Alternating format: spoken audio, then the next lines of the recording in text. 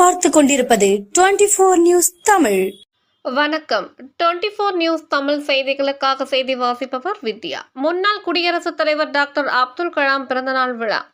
அரியலூர் மாவட்டம் சிறுவலூர் அரசு உயர்நிலைப் பள்ளியில் முன்னாள் குடியரசுத் தலைவரும் இந்திய ஏவுகணை விஞ்ஞானியுமான டாக்டர் ஏபிஜே அப்துல் கலாம் அவர்களின் பிறந்தநாள் விழா பள்ளி தலைமை ஆசிரியர் முனைவர் சின்னதுரை அவர்கள் தலைமையில் நடைபெற்றது.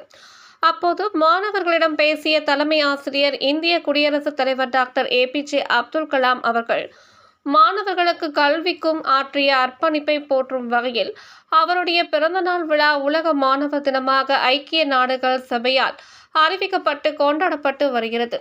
நாட்டின் எதிர்காலத்தை வடிவமைக்கும் மற்றும் மாற்றி அமைக்கும் வல்லமை மாணவர்களிடம் மட்டுமே இருக்கிறது என்று மாணவர்கள் மீது அசாத்திய நம்பிக்கை வைத்தார். உலகில் இந்தியாவின் பெருமையை பறைசாற்றும் விதமாக ஒவ்வொரு மாணவர்களும் புதிய புதிய கண்டுபிடிப்புகளை நிகழ்த்த வேண்டும் என்று விரும்பினார்.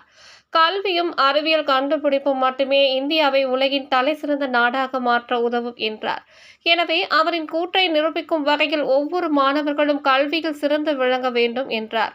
நிகழ்ச்சியில் ஆசிரியர்கள் செந்தமிழ் செல்வி, தனலட்சுமி, செந்தில்குமரன், வெங்கடேசன், அந்தோனி டேவிட், அபிராமி, பயிற்சி ஆசிரியர்கள் காஞ்சனா, கார்த்திகா மற்றும் மாணவ மாணவிகள் அப்துல் கலாம் அவர்களின் திருவுருவ படத்திற்கு மலர் தூவி மரியாதை செலுத்தினார்.